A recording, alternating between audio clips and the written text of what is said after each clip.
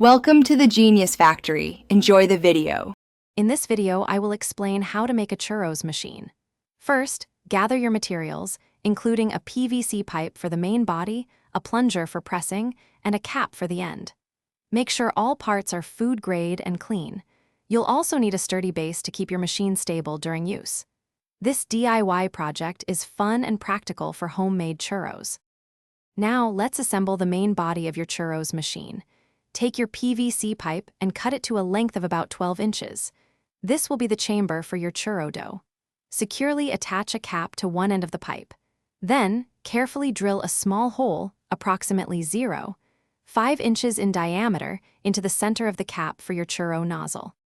Next, we'll craft the plunger mechanism. You'll need a plunger that fits snugly inside your PVC pipe.